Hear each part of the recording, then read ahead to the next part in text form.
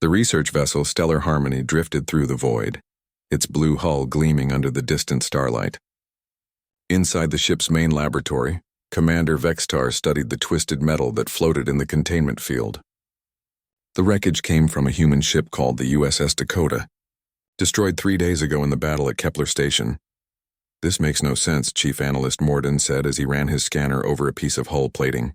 His 4 eyes blinked in confusion. "Look at this construction. They welded metal plates together like some primitive surface vehicle." Vextar moved closer to examine the debris. The Zephyrian commander had fought in 12 wars across the galaxy, but he had never seen anything like human engineering. "Where are their quantum stabilizers? Their molecular bonding systems? That is what puzzles me," Morden replied. "They seem to use brute force methods. Thick steel plates, simple welds, basic ceramic composites. Yet this ship took damage that would have destroyed one of our cruisers." Engineer Prime Kelnoth entered the lab carrying a datapad. His long, thin fingers tapped against the device as he spoke. "I have finished analyzing the weapon impacts. Commander, this vessel absorbed over 200 direct hits from plasma cannons. Our ships would have been space dust after 50. Vextar's tentacles curled in thought. The Zephyrians had been exploring space for over 3,000 years. They had met dozens of species, fought several wars, and considered themselves experts on military technology. But these humans confused them completely. "Perhaps their materials are stronger than they appear," suggested Dr. Yilmon, the ship's xenobiologist. She gestured toward a section of armor plating. "Some species develop unusual alloys." Kelnoth shook his head. "I tested the composition. Basic iron, carbon, and chromium. Nothing special. But look at this." He pointed to a damaged section. "They have armor behind their armor. And behind that more armor. It is like they expect their ships to be torn apart." In the detention bay 3 levels below, Jake Morrison sat on the metal bench that served as his bed. The human officer appeared calm, but his mind raced as he listened to the aliens talking in the corridors. They thought he was just an engineer who got lucky and survived the battle. They had no idea he was actually Lieutenant Jake Morrison of Earth Intelligence. The aliens had found him in an escape pod, unconscious and wearing an engineer's uniform. Jake had been conducting a secret mission aboard the Dakota when the battle started. Now he was the only human in enemy hands, and he needed to be very careful about what information he revealed. A Zephyrian guard approached his cell. The alien was tall and thin, with blue skin and large black eyes. "The researchers want to speak with you again, human." Jake nodded and stood up. "I already told them everything I know about the ship's engines." "They have more questions," the guard said as the cell door opened. As they walked through the corridors, Jake observed everything around him. The alien ship was clean and efficient. The walls curved smoothly, and soft lights provided gentle illumination. Everything looked designed by artists rather than engineers. It was beautiful, but Jake wondered how well it would hold up in a real fight. Meanwhile, on Earth, Admiral Kate Sullivan stood in the command center of Luna Base. The large screens around her showed star charts and fleet positions. She had just received the news about the Dakota and was not happy. "How many survivors?" she asked Colonel Ben Torres, her intelligence chief. "One escape pod was recovered by the aliens. We believe Lieutenant Morrison is aboard their research vessel." Admiral Sullivan's jaw tightened. Jake Morrison was one of their best intelligence officers. He knew too much about human military capabilities to be left in enemy hands. "What do we know about this research ship?" "The Stellar Harmony. It's a Zephyrian science vessel with minimal weapons. They're probably studying our technology and learning things we don't want them to know," Sullivan said. "Prepare a rescue mission. I want our people back." Back on the alien ship, Jake was led into the same laboratory where the researchers continued examining the wreckage. Commander Vextar looked up as he entered. "Human Jake, we need you to explain something," Vextar said through the translation device. "Your ship's design makes no logical sense." Jake put on his best confused expression. "I'm just an engineer, sir. I fix engines and life support systems. I don't know much about ship design." Morden held up a piece of twisted metal. "This appears to be a manual override system for your weapons. Why would you need manual controls when computers are faster and more accurate?" "Well," Jake said carefully, "sometimes computers break. Manual systems are backup for when that happens." The aliens exchanged glances. Their own ships relied entirely on automated systems. The idea of manually operating weapons seemed primitive. But manual systems are slow and inefficient, Kelnoth protested. Your crew would have to physically operate each weapon. Jake shrugged. Humans are pretty good at adapting when things go wrong. Dr. Yilmon stepped forward. We have studied many species, human Jake. Most develop space travel only after achieving peace on their homeworlds. Tell me, do humans still fight wars on Earth? This was dangerous territory. Jake knew he had to be careful. There are still some conflicts, but nothing major. The xenobiologist's eyes narrowed slightly. Define nothing major, Jake thought quickly. Small disputes over resources. Trade disagreements. Nothing that threatens the whole planet. It wasn't exactly a lie, but it wasn't the whole truth either. Humans had been fighting almost continuously throughout their history, even now with colonies spreading across dozens of star systems. There were still conflicts over territory, resources, and ideology. Vextar dismissed Jake back to his cell, but the questions continued to bother the alien commander. Something about the humans' answers didn't feel complete. The ship's design suggested a species that expected to fight in the worst possible conditions. As Jake was led back to detention, he passed a viewport showing the stars outside. Somewhere out there, he knew Admiral Sullivan was planning a rescue mission. The question was whether Earth's forces would arrive before the aliens learned too much about human military capabilities. In the laboratory, Morden continued studying the wreckage. Each piece told a story of a ship built for war. Not just built to fight, but built to keep fighting even when everything went wrong. It was a disturbing thought for a species that preferred to solve conflicts through negotiation and technology. Commander, Mordoon said quietly, I think we need to learn more about these humans before we encounter any more of their ships. Vextar nodded, his tentacles curling with worry. He had the same uncomfortable feeling. The analysis continued for 2 more days. Engineer Prime Kelnoth had never been so frustrated in his long career. Every system he examined from the human ship seemed designed by someone who expected everything to break. Look at this power routing, he said to his assistant, showing a holographic display of the ship's electrical systems. They have 7 different ways to power each weapon. 7. Our ships use one main line with a single backup. His assistant, a young technician named Belkan, studied the display. Perhaps they experience more system failures than we do. That would suggest poor engineering, Kelnoth replied. But their systems are actually quite robust. They just assume everything will be damaged in battle. In another part of the laboratory, Dr. Yilmon was examining what appeared to be a medical station. The human ship had medical facilities scattered throughout the vessel, not just in one central location like most civilized ships. Morden, come look at this, she called. They have surgical equipment in 17 different locations. The chief analyst approached, his scanner in hand. That seems excessive. 1 medical bay should be sufficient for a crew of 300. Unless you expect to lose sections of your ship during combat, Yilmon said thoughtfully. These medical stations are designed to operate independently if cut off from the main systems. Morden felt another wave of confusion. The more they learned about human ship design, the less sense it made. Every system was built with the assumption that the ship would be heavily damaged but continue fighting. Meanwhile, on Earth, Dr. Lisa Carter was having her own revelations about alien technology. The secret facility where she worked had been studying captured alien equipment for months. Unlike her counterparts on the Stellar Harmony, she was beginning to understand the fundamental differences between human and alien engineering. The problem with their approach, she explained to her team, is that it relies on everything working perfectly. Look at this weapon system. She gestured to the dismantled alien plasma cannon on her workbench.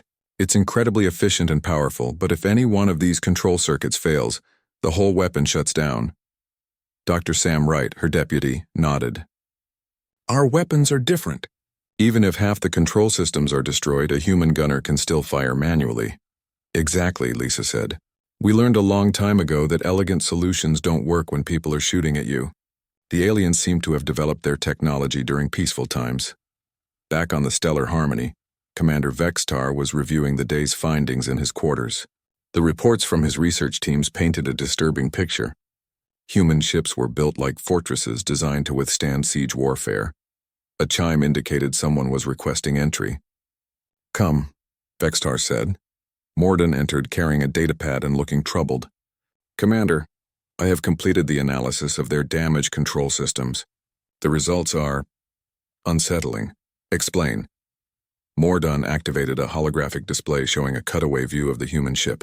They have damage control teams stationed throughout the vessel. Not just engineers, but combat-trained personnel whose only job is to repair damage during battle. Vextar studied the display. How is that possible? During combat, crew members should be at their battle stations. That is what we thought, Mordun replied. But humans apparently expect their ships to be damaged while fighting. They have crew members whose job is to fix holes in the hull while the battle continues. The concept was alien to Zephyrian thinking. Their ships were designed to avoid damage through superior technology and tactics. The idea of continuing to fight while your ship was being torn apart seemed insane. There is more, Mordun continued. Their weapons can be fired manually if the computer systems fail. Their engines can be operated by hand if necessary. Even their life support systems have manual backups. Vextar's tentacles curled in thought. Are you saying their entire ship can be operated without computers? If necessary, yes. It would be inefficient and slow, but possible. Commander, I believe these humans expect to fight under conditions that would destroy any other ship. In the detention bay, Jake Morrison was doing push-ups to stay in shape. The alien food was bland but nutritious, and he had plenty of time to exercise and think. He could hear the researchers talking in the corridors, and their confusion was obvious even through the translation devices. They were learning about human engineering, but they didn't understand the philosophy behind it. Humans had learned through thousands of years of warfare that battles rarely went according to plan. Equipment failed, people got hurt, and you had to keep fighting anyway. The cell door opened, and the guard gestured for Jake to follow. The xenobiologist wants to speak with you again. Jake was led to a smaller room where Dr. Yilmon waited with her recording equipment. She had been asking increasingly detailed questions about human society and psychology. Please sit, human Jake, she said politely. I have more questions about your species' development. Jake sat down carefully. I'll help if I can, Doctor. You mentioned that humans still have conflicts on Earth. Can you describe the nature of these conflicts? Jake had been dreading this question. Mostly economic disputes, competition for resources, some territorial disagreements. How do you resolve such disputes? Negotiation, usually. Sometimes arbitration by neutral parties. Dr. Yilmon made notes on her pad. And if negotiation fails? Jake hesitated. Sometimes there are military actions, but they're usually small and brief. Military actions, the alien repeated. You mean warfare? Limited conflicts, Jake corrected quickly. Nothing like the old wars from our history books. Dr. Yilmon's eyes fixed on him intently. What were these old wars like? Jake realized he had made a mistake. The alien was too smart, and her questions were getting more pointed. Just ancient history, Doctor. Humans learned to be more civilized as we developed. Yet your ships are built for extended combat, she observed. That suggests recent experience with warfare. Before Jake could answer, an alarm began sounding throughout the ship. The lights changed to a red warning pattern, and announcement voices spoke rapidly in the alien language. Dr. Yilmon stood quickly. We must return you to your cell. There appears to be a situation. As Jake was escorted back to detention, he caught glimpses of crew members running through the corridors. The alien seemed agitated and frightened. Through a viewport, he saw the reason for their concern. A human warship had just dropped out of hyperspace, and it was heading directly toward the stellar harmony. Jake recognized the design. It was one of Earth's newer destroyers, probably coming to rescue him. The aliens were about to get a much closer look at human military capabilities than they had expected. In the command center, Commander Vextar stared at the approaching ship on his main screen. It was smaller than his research vessel but looked far more dangerous. The hull was covered in weapon systems and armored plating. Analysis, he ordered. Single human warship, destroyer class, his tactical officer reported. They are broadcasting a message. Put it through. The screen flickered and the image of a human officer appeared. He was middle-aged with gray hair and cold eyes. This is Captain Roy Evans of the USS Montana. You are holding one of our crew members. You have 30 minutes to return him unharmed or we will take action. The transmission ended. Vextar looked at his officers in disbelief. One ship against our entire task force? Are they insane? His tactical officer checked the readings again. Sir, they have powered weapons and are maintaining course. They appear to be serious. Commander Vextar was about to learn something important about human psychology. Sometimes the most dangerous enemy was the one who didn't care about odds. Dr. Yilmon hurried to the detention bay as soon as the alert ended. She had been studying xenopsychology for over 2 decades, but the human prisoner was unlike any species she had encountered. His casual mention of warfare bothered her more than she wanted to admit. Jake Morrison was sitting calmly on his bench when she arrived, seemingly unconcerned by the alarms and commotion. Most prisoners would be nervous when their captors faced a crisis, but the human appeared almost relaxed. "Your people have come for you," she said, studying his reaction. Jake looked up with what seemed like mild interest. "Have they? That's good to hear. You do not seem surprised." "Earth doesn't abandon its people," Jake replied simply. "I figured someone would come eventually." Dr. Yilmon activated her recording device. The situation provided an unexpected opportunity to study human psychology under stress. "Your ship is outnumbered 12-1. Are you not concerned for their safety?" Jake shrugged. "Captain Evans knows what he's doing. You know this, Captain? Roy Evans is one of our best ship commanders.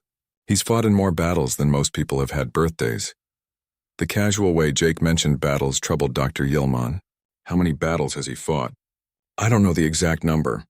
20 or 30 major ones probably, plus dozens of smaller actions." Dr. Yilmon felt her stomach tighten. No Zephyrian officer had fought in more than 3 or 4 conflicts during their entire career. "Most species fought only when absolutely necessary. Human Jake, how many wars has your species fought?" "Throughout history? I couldn't even guess. Hundreds, maybe thousands. Humans have always been good at fighting." "Always?" Jake nodded. "As far back as our records go.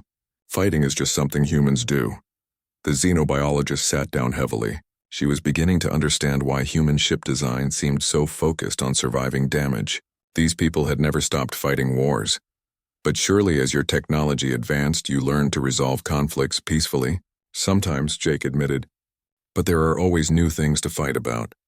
Territory, resources, ideas, religion. Someone always wants what someone else has." Dr. Yilmon made rapid notes. "And your government approves of this constant warfare." "We try to avoid big wars," Jake said. "But conflicts happen. The best you can do is be ready for them." On the bridge of the USS Montana, Captain Roy Evans studied the tactical display showing the alien formation, 12 ships against his 1 destroyer. The odds didn't look good, but Roy had faced worse situations before. "Sir, the aliens are responding," his communications officer reported. The main screen flickered, showing a tall, blue-skinned alien with multiple eyes and tentacle-like appendages. The creature spoke through a translation device. "Human Captain, I am Commander Vextar of the Zephyrian Defense Force. Your crewman is unharmed and will be returned through proper diplomatic channels." "There is no need for violence," Roy's expression didn't change. "Commander, you have 27 minutes to transfer Lieutenant Morrison to my ship. After that, I stop being diplomatic. Captain Evans, please be reasonable. We have 12 ships to your 1. Surely you can see that resistance is futile." Roy almost smiled. Aliens always seemed to think superior numbers guaranteed victory. They had never learned the hard lessons that humans had absorbed through centuries of warfare. "Commander, let me explain something about humans. We don't calculate odds the same way you do. We calculate acceptable losses." The alien commander's tentacles curled in confusion. "Acceptable losses? How many of your ships are you willing to sacrifice to keep 1 prisoner?" Vextar looked stunned by the question. "We do not sacrifice ships. We seek solutions that preserve all lives." "That's your weakness," Roy said bluntly. "You assume everyone thinks like you do. Humans think differently. We're willing to trade lives to accomplish our mission. You would die for 1 crew member? If necessary, yes. And we'd take as many of your ships with us as possible." The transmission ended, leaving Vextar staring at a blank screen. His officers looked equally confused. "Sir, they cannot seriously intend to attack," his tactical officer said. "The mathematics are clear. They cannot win." "I am beginning to think mathematics may not be relevant," Vextar replied slowly. Back in the laboratory, Morden was comparing the wreckage from the Dakota with sensor readings from the approaching human ship. The Montana was newer and better armed, but the design philosophy was clearly the same. "Engineer Kelnoth, look at this," he called. "The approaching ship has even more redundant systems than the wreckage we examined." Kelnoth studied the sensor data. Their power grid has 9 separate routing paths. Their weapons have multiple backup control systems. It is as if they expect to fight while most of their ship is destroyed. Perhaps they do expect that, Morden said grimly. The human prisoner spoke casually about battles and warfare. What if this is normal for their species? The possibility was disturbing. Most civilized species fought only as a last resort. The idea of a people who routinely engaged in warfare was alien to Zephyrian thinking. On Earth, Admiral Kate Sullivan was monitoring the situation from Luna Base. The Montana had reached the alien research vessel right on schedule, but she knew Captain Evans was walking into a dangerous situation. What's our backup plan if the aliens refuse to negotiate? Colonel Ben Torres asked. Captain Evans is the backup plan, Sullivan replied. Roy has been fighting aliens since before most of these species developed space travel. If anyone can get Morrison back, it's him. And if he can't? Admiral Sullivan's expression hardened. Then we show these aliens why humans are different from every other species they've encountered. Back on the Stellar Harmony, Dr. Yilmaz continued her interview with Jake Morrison. The more she learned about human psychology, the more concerned she became. You mentioned that Captain Evans has fought many battles. Is this typical for human military officers? Pretty typical for anyone who's been in service for a while, Jake replied. The galaxy is a dangerous place. There's always someone who needs fighting, but surely most humans live peaceful lives. Jake thought about it. Most civilians do, yes, but even they understand that peace has to be defended. Everyone knows that sometimes you have to fight to protect what matters. And what matters to humans? Family, friends, home, freedom, the right to make your own choices. Dr. Yilmaz made more notes. And you would kill to protect these things? If necessary, yes. Wouldn't you? The question caught her off guard. Zephyrians valued life above all else. The idea of taking a life to preserve an abstract concept like freedom was difficult to understand. We prefer to find peaceful solutions. So do humans, Jake said. But sometimes peaceful solutions aren't possible. Sometimes the other side doesn't want peace, and then Jake's expression became serious. Then you fight, and you keep fighting until either you win or you can't fight anymore. Dr. Yilmaz felt a chill run through her body. She was beginning to understand that humans were fundamentally different from every other species she had studied. They weren't just capable of violence. They had turned violence into a tool for achieving their goals. On the bridge, Commander Vextar watched the human ship maintain its approach course. The Montana showed no signs of backing down despite being outnumbered. The human captain had meant what he said about acceptable losses. Sir, what are your orders? His tactical officer asked. Vextar studied the tactical display. His ships were more advanced and had superior firepower. But something about the human captain's confidence bothered him. It was as if the man knew something that Vextar didn't. Maintain position, he ordered, but keep weapons powered and ready. He had a growing feeling that he was about to learn something unpleasant about human warfare. The question was whether he and his crew would survive the lesson. The breakthrough came when Morden finally cracked the security on the Dakota's main computer core. The files he discovered changed everything the aliens thought they knew about human warfare. Commander Vextar, you need to see this immediately, Morden called over the communication system. Vextar left the bridge and hurried to the laboratory. The main display showed hundreds of files from the human ship's database. What have you found? Tactical manuals, Morden replied, his voice shaking slightly. Human military doctrine and combat procedures. Commander, these people have spent centuries developing ways to kill each other. Vextar examined the file listings. The names were disturbing. Combat in vacuum.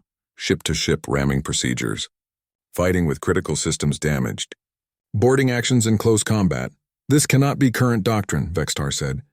These must be historical documents. Morden opened one of the files. This manual was written by Major Amy Phillips, updated 6 months ago. It covers tactics for engaging superior enemy forces. The document was detailed and professional, covering scenarios that seemed impossible to survive. Human commanders were expected to continue fighting even when their ships were heavily damaged and their crews were dying. Look at this section, Morden said, highlighting a passage. It discusses using damaged ship sections as projectile weapons. They actually plan to break off pieces of their own ship and fire them at enemies. Vextar read the section in growing horror. The humans had weapons designed specifically for ramming other vessels. They trained their crews to manually operate weapons when computer systems failed. Most disturbing of all, they calculated acceptable casualty rates for different types of missions. This section covers acceptable losses, Morden continued. For a rescue mission like the one approaching us, they consider losing up to 70% of their force acceptable if the mission succeeds. The alien commander felt his blood chill. No wonder the human captain seemed unconcerned about facing superior numbers. He was prepared to sacrifice his entire crew to recover one prisoner. Engineer Prime Kelnoth called out from across the laboratory. "Commander, I have found their ship combat recordings. You should see this." Vextar moved to Kelnoth's workstation where a holographic display showed the final battle of the Dakota. The recording came from the ship's own cameras, showing human crew members continuing to fight even as their vessel broke apart around them. "Watch this section," Kelnoth said, advancing the recording.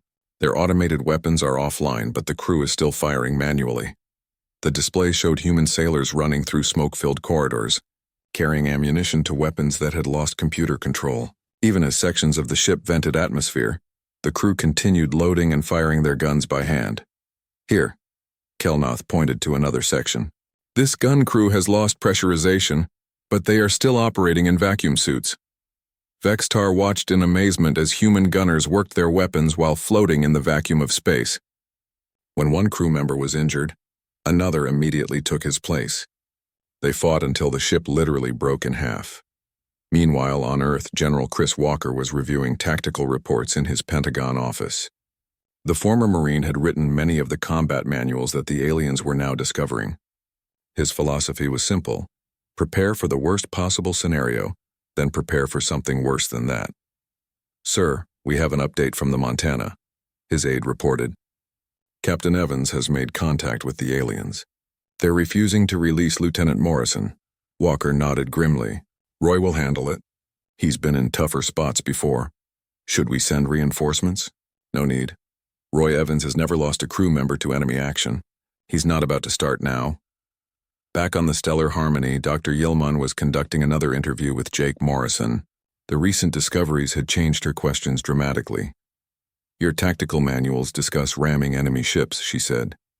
"Is this really a standard human tactic?" Jake looked surprised. "You found our tactical files? I thought they were encrypted." "Answer the question, please," Jake shrugged. "Ramming is a last resort, but yes, it's a recognized tactic. If your ship is dying anyway, you might as well take some enemies with you." "You would deliberately crash your ship into another vessel? If it served a strategic purpose, sure. A destroyer ramming a carrier could change the outcome of an entire battle." Dr. Yilman made notes with trembling hands. "And your crew would agree to this?" "That's what they signed up for," Jake replied. "Everyone in the military understands that they might be asked to sacrifice their life for the mission. But this means certain death. Sometimes that's the price of victory. Humans learned a long time ago that some things are worth dying for." The xenobiologist felt sick. She had studied dozens of species, but none had ever spoken so casually about death and sacrifice. Most civilized races valued individual life above all else. "How can your society function with such attitudes?" she asked. "It works pretty well," Jake said. "People know that others are willing to fight and die to protect them. That makes everyone safer in the long run." On the bridge of the Montana, Captain Roy Evans was running out of patience. The alien commander had used almost 20 minutes for discussions and delays. Roy had been in too many battles to believe that diplomacy would work. "Sir, we have 5 minutes left," his executive officer reminded him. "I know," Roy replied. "Signal the crew to prepare for combat operations." Throughout the ship, sailors moved to battle stations with practiced efficiency. The Montana was a newer design, incorporating lessons learned from dozens of previous conflicts. Every system had backups, every weapon could be fired manually, and every crew member was trained for multiple jobs. "Captain, the aliens are powering weapons," his tactical officer reported. "Good," Roy said. "At least they're taking us seriously." On the alien command bridge, Vextar watched the human ship's approach with growing unease. The tactical manuals his people had discovered painted a picture of an enemy, unlike any they had faced before. "Sir, should we open fire?" his weapons officer asked. "Not yet," Vextar replied. "But be ready. These humans may actually attack despite the odds." His tactical officer studied the sensor readings. "Sir, their ship appears to be preparing for combat." They have powered all weapons and their crew is at battle stations. Are they insane? Vextar asked. Do they not understand basic mathematics? I believe they understand perfectly, Mordun said from his position at the science station. The tactical files indicate that humans regularly fight against superior numbers. They have entire sections devoted to such scenarios. Vextar's tentacles curled with stress. Everything about human military thinking was alien to his experience. Most species fought to avoid casualties. Humans seemed to accept casualties as the cost of achieving their goals. The communication system chimed. Time's up, Commander, came Captain Evans's voice. You've had your chance to do this the easy way. Captain Evans, please reconsider, Vextar transmitted back. My ships are faster and more powerful than yours. You cannot hope to win. Maybe not, Roy admitted, but we can make it expensive for you. The question is, how much are you willing to pay to keep one prisoner? We do not wish to fight. Then send over Lieutenant Morrison. You have 60 seconds. Vextar looked at his officers. Every one of them showed signs of stress. They were scientists and explorers, not warriors. The idea of deliberate violence was foreign to their nature. Sir, what are your orders? His tactical officer asked. Vextar studied the human ship on his screen. It was smaller than any of his vessels, but something about its aggressive stance suggested that appearances might be deceiving. Maintain position, he ordered. If they attack, defend ourselves, but do not fire first. He hoped that when the shooting started, human ships would prove as fragile as their primitive construction suggested. But given what he had learned about human tactical thinking, he was beginning to doubt that assumption. Captain Evans' voice came over the communication system one final time. 60 seconds are up, Commander. Now you get to see how humans really fight. The Montana began moving forward, directly toward the center of the alien formation. Roy Evans was about to demonstrate the difference between a species that fought when necessary and a species that had turned warfare into an art form. The USS Montana charged directly into the center of the alien formation, and Commander Vextar immediately understood that everything he knew about space combat was wrong. All ships open fire, he ordered. But the human vessel was already weaving between his ships with impossible agility. Captain Roy Evans had spent 30 years fighting in space, and he knew something the aliens didn't. Courage could overcome superior technology. The Montana rolled and twisted through the alien formation, firing at multiple targets simultaneously. Target their weapon systems, Roy ordered. We don't need to destroy them, just cripple them.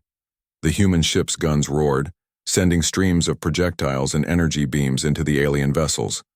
But instead of trying to destroy the enemy ships completely, the humans focused on specific systems. Within minutes, 3 alien vessels had lost their main weapons. Sir, they're using precision targeting, Vextar's tactical officer reported. They're not trying to destroy us. Then what are they doing? Vextar demanded. His answer came when the Montana suddenly changed course and rammed one of the smaller alien ships. The impact sent both vessels spinning, but while the alien ship's hull cracked and vented atmosphere, the human ship's reinforced bow absorbed most of the damage. Damage report, Vextar called out. The research vessel Deep Thought has lost propulsion and weapons. Their hull is breached in 7 places. Vextar stared in shock. The humans had deliberately crashed into another ship and survived. The tactical manuals had been accurate. Humans really did use ramming as a combat tactic. The Montana spun away from the damaged alien ship and immediately engaged another target. This time, the human vessel fired what appeared to be pieces of debris at high velocity. What are they shooting at us? The weapons officer asked.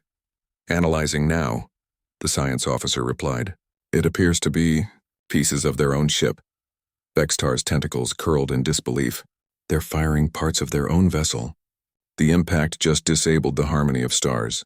Their bridge has lost power. On the Montana, Captain Evans surveyed the battlefield with satisfaction. His ship had taken damage from the ramming attack, but the human design philosophy was proving its worth. Damaged sections had been sealed off, backup systems were online, and his crew was performing exactly as trained. Sir, we've crippled 6 of their ships, his executive officer reported. Minimal casualties on our side. Good, Roy replied. Now let's get our people back. The human ship moved toward the research vessel Stellar Harmony, which had tried to stay out of the fighting. Roy opened a communication channel.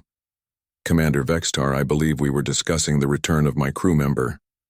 On the alien bridge, Vextar looked at his tactical display in despair. Half of his formation was disabled, and the human ship showed no signs of stopping. Worse, his own vessel was lightly armed and designed for research, not combat. "Human captain, your tactics are barbaric," he transmitted. "Civilized species do not ram other ships."